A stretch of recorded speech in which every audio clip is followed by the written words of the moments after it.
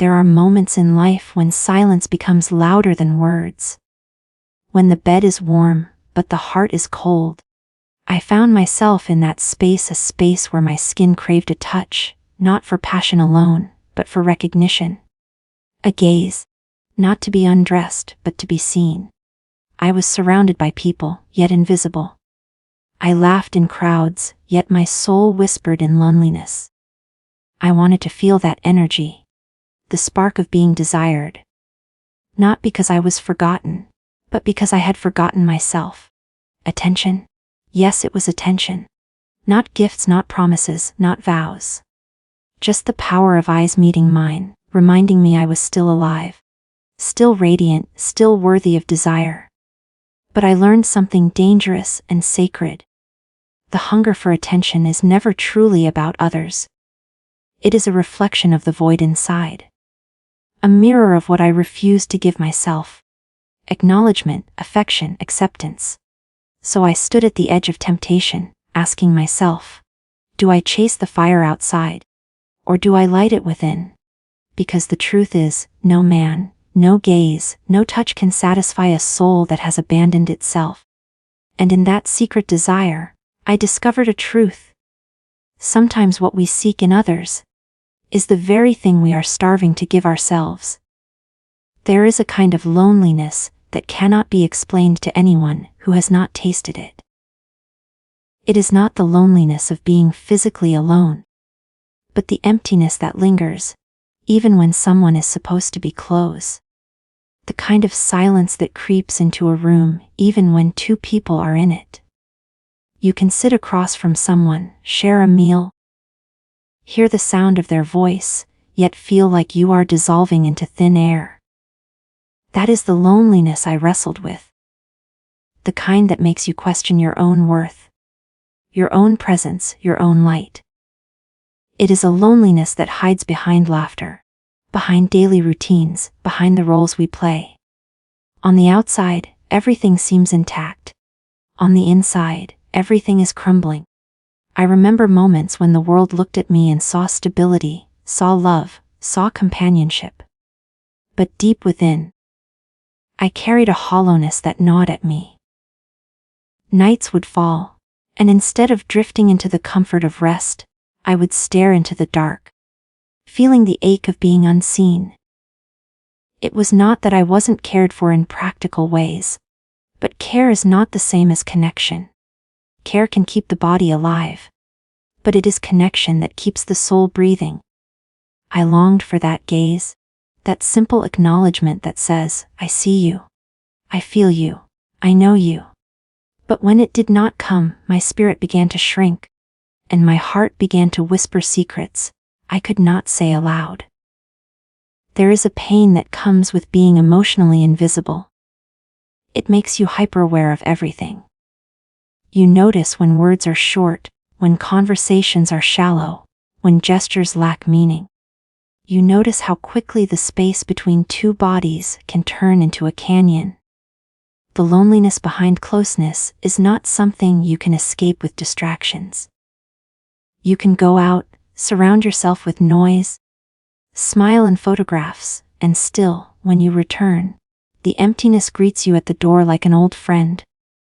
It sits beside you, reminding you of what is missing.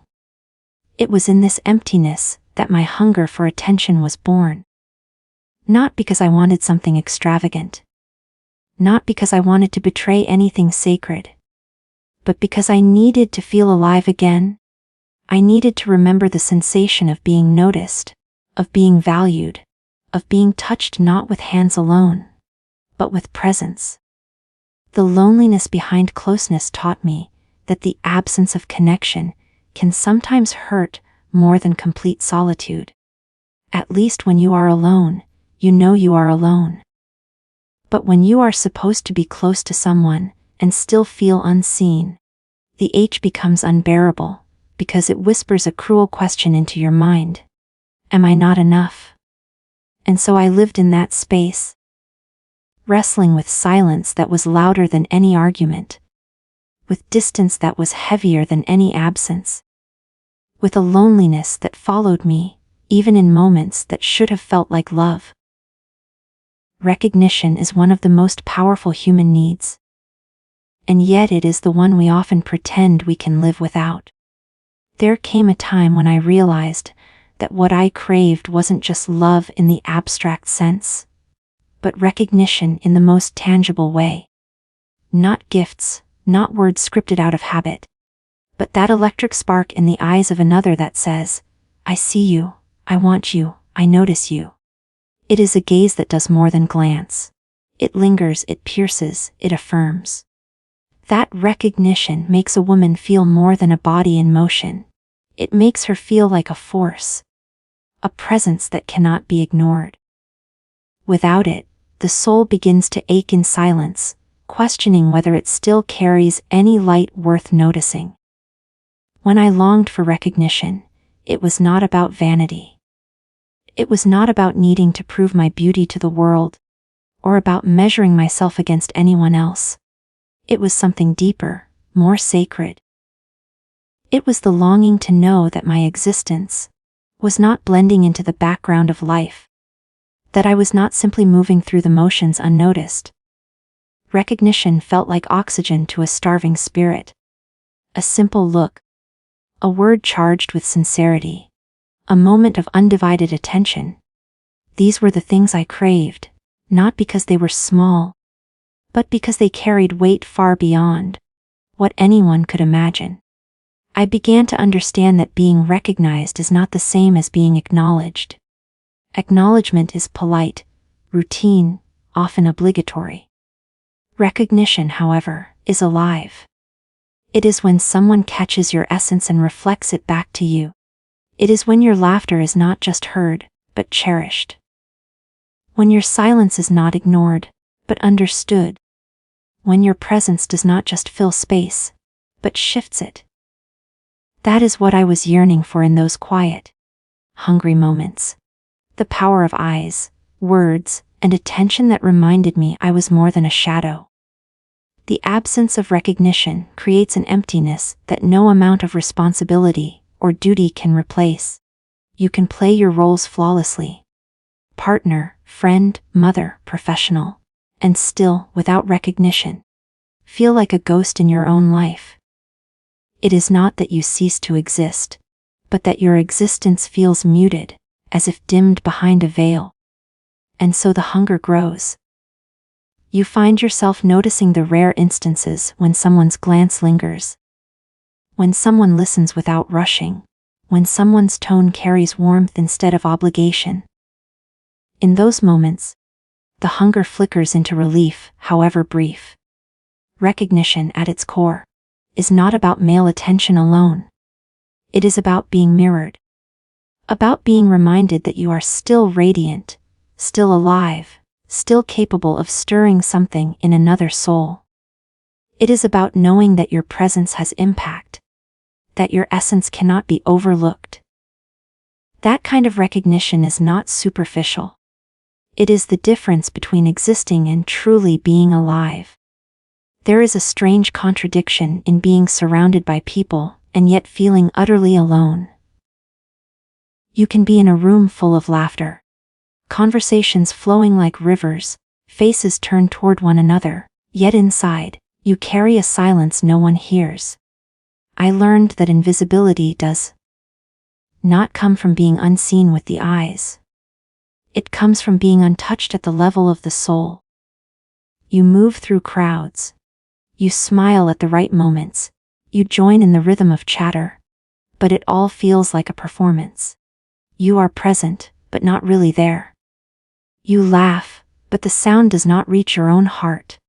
The crowd embraces you, but it cannot fill the hollow within. This kind of loneliness is cruel, because it disguises itself as connection. On the surface, it appears you belong. You are included in the dinners, the gatherings, the outings.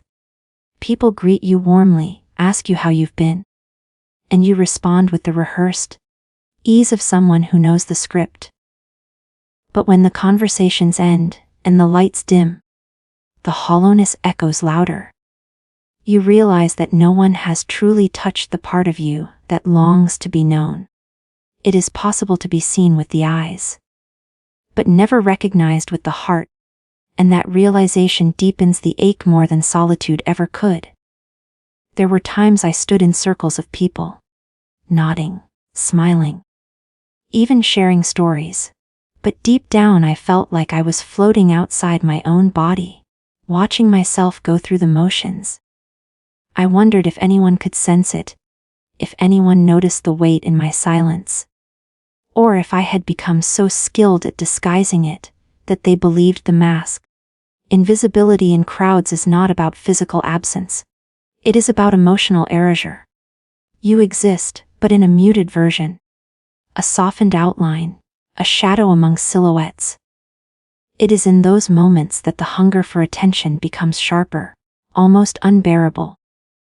Not because you want the spotlight, not because you want to dominate a room, but because you crave even one connection that cuts through the noise.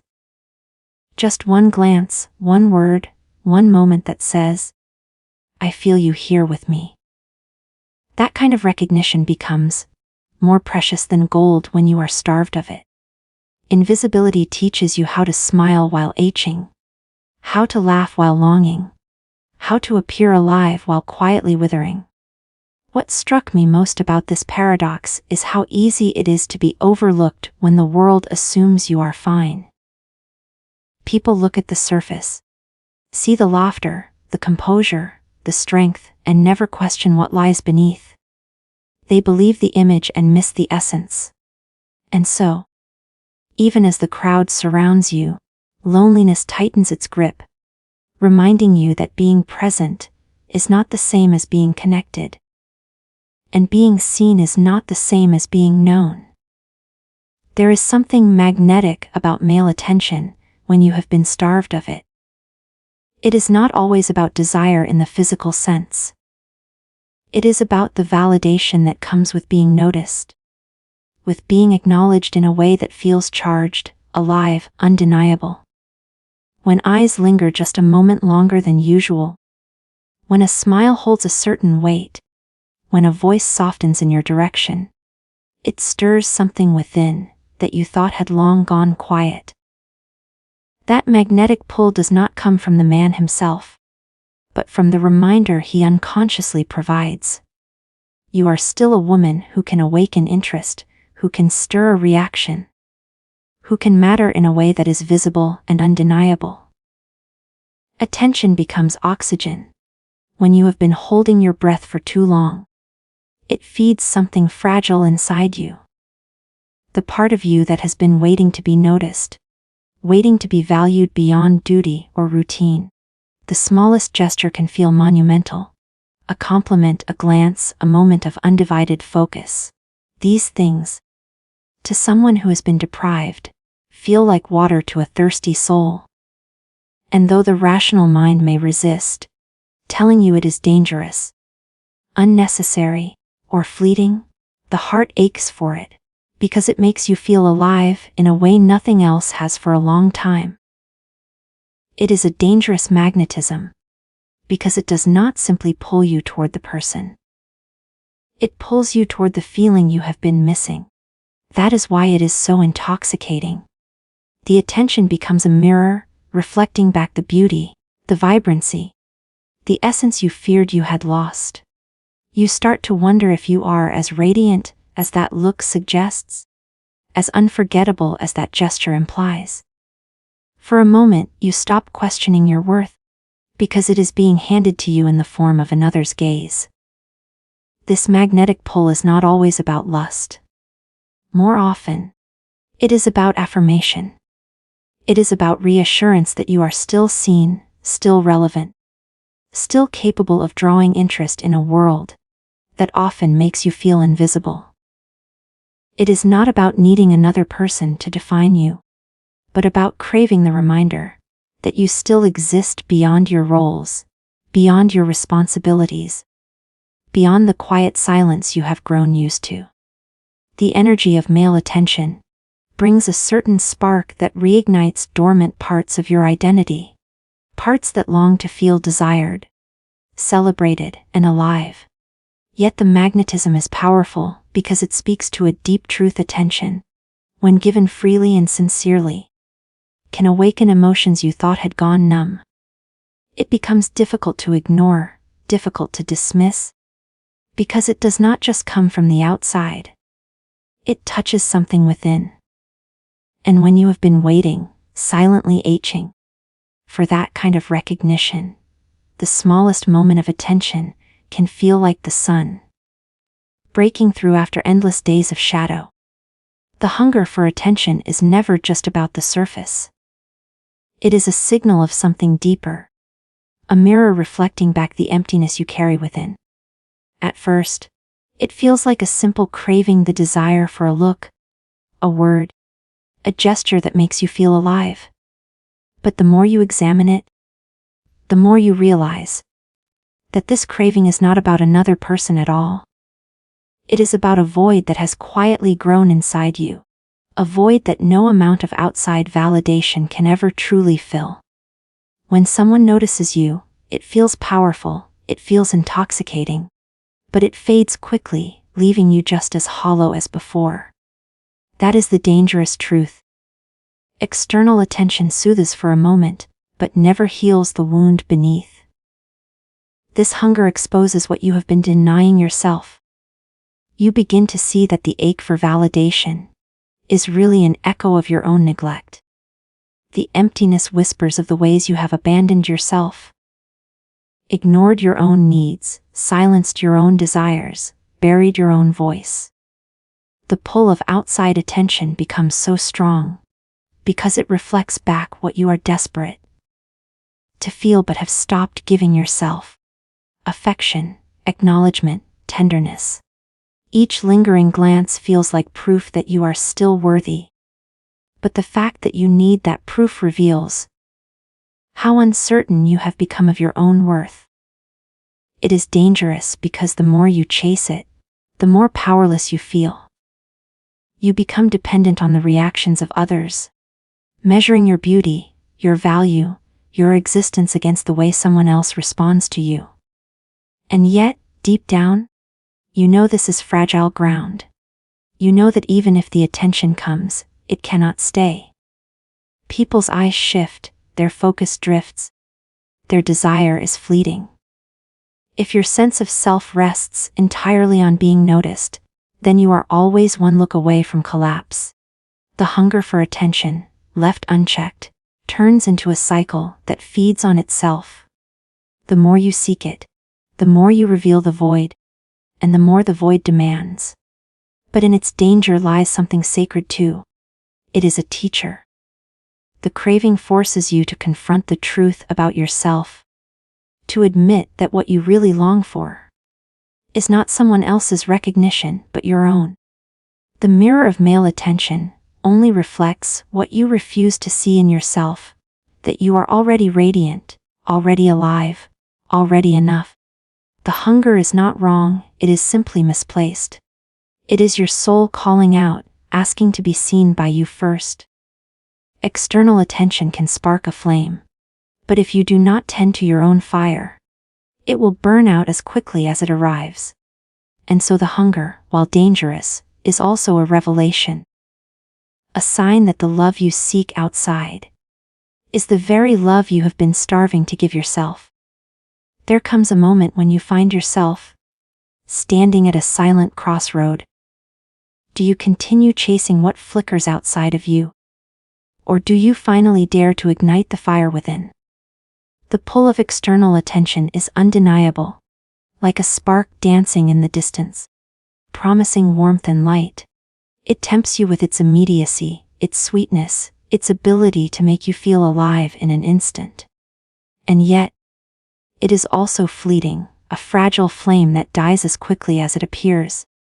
The choice between seeking it outside or cultivating it within is not an easy one, because one path offers quick relief, while the other demands deeper work, patience, and courage.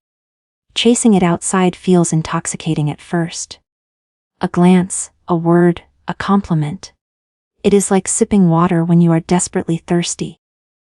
But the more you drink from that well, the more you realize it does not truly quench the thirst. It soothes you only for a moment, leaving you with an emptiness that grows heavier afterward. The pursuit becomes addictive, like chasing shadows, always reaching but never holding. And in that pursuit, you risk giving away your power, letting your sense of worth rise and fall on someone else's response to you. It feels good, but it is never enough. Lighting the fire within is harder, but it is the only path that lasts. It requires you to stop running from the silence, to face the emptiness you have tried to cover up with outside validation.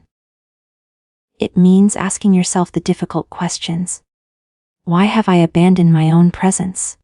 Why have I stopped seeing myself? Why have I allowed my reflection in the eyes of others to matter more than my reflection in my own? These are not easy truths to face, but they are necessary, because until you face them, the hunger will control you. Choosing to ignite the fire within means reclaiming your own gaze. It is learning to see yourself with the same intensity you long for from another. It is waking up in the morning and honoring your own presence, not waiting for someone else to confirm it. It is speaking to yourself with tenderness, celebrating your own essence, embracing your own desires without shame. It is realizing that the glow you crave cannot be borrowed. It must be cultivated, tended, and owned. The temptation to chase attention will always be there, because it is easier to reach outward than to dig inward. But once you begin to build the fire within, you discover a strength that external validation could never give you. You realize that no glance, no compliment, no fleeting spark can compare to the steady warmth of self-recognition. And though it takes time, though it demands courage, it is in that inner fire that you finally find what the outside world could never provide: a light that does not fade, a flame that cannot be taken away. What I came to realize is that the very things I was aching to feel from others were the exact things I had been denying myself. I thought I needed someone else's gaze to make me feel beautiful, when in truth, I had stopped seeing beauty in my own reflection. I thought I needed someone else's voice to call me desirable, when in truth, I had silenced my own affirmations. I thought I needed someone else to acknowledge my presence, when in truth, I had been moving through life without pausing to acknowledge myself. The hunger I felt for male attention was never just about men. It was about the way I had neglected to give myself the very love I kept searching for.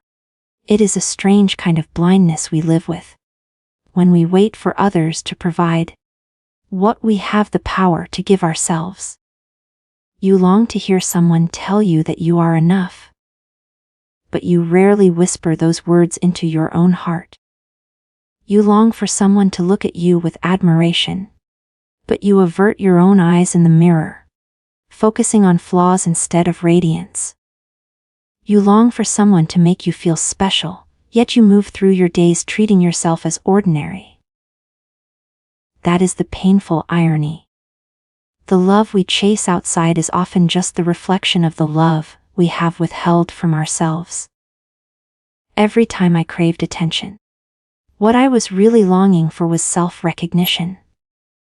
I wanted to be reminded that I was still vibrant, still worthy, still alive in ways beyond responsibility and routine. But instead of turning inward, I kept reaching outward, hoping someone else would hand me what I refused to give myself. And though the moments of recognition from others felt good, they were fleeting, because they never addressed the deeper wound. They were like raindrops on a desert. They touched the surface but never reached the roots. It was only when I began to understand this truth that things started to shift.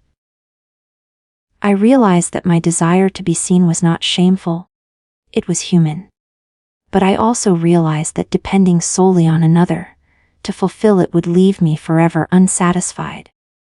The hidden truth was simple yet profound: the attention, the affection, the validation I longed for was a message from within, calling me to return to myself, to look into my own eyes and say, "I see you," to speak words of affirmation to my own heart and believe them, to honor my presence in the room, even if no one else did. What I had been seeking so desperately outside was simply a reflection of what I was starving to cultivate inside. And once that awareness dawned on me, I understood no amount of external attention could ever substitute for the power of self-love, because only when I give myself what I desire most can I finally feel whole.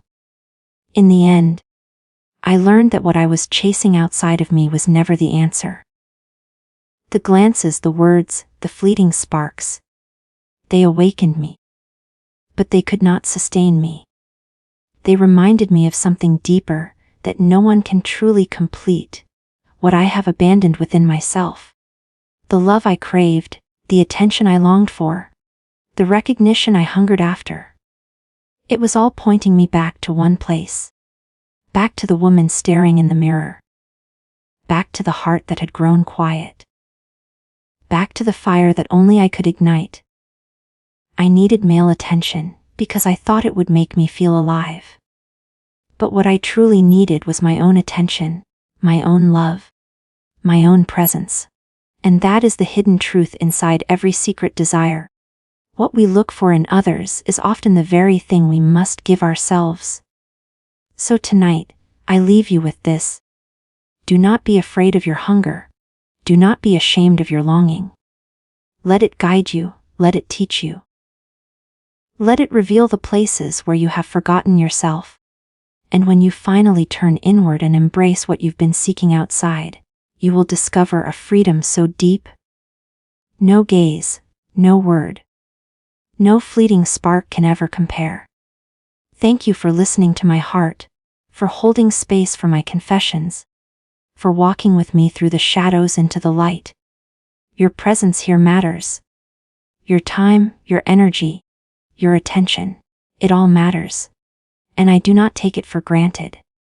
Until we meet again, carry this truth with you. The greatest love story you will ever live is the one you create with yourself. Good night, thank you and goodbye.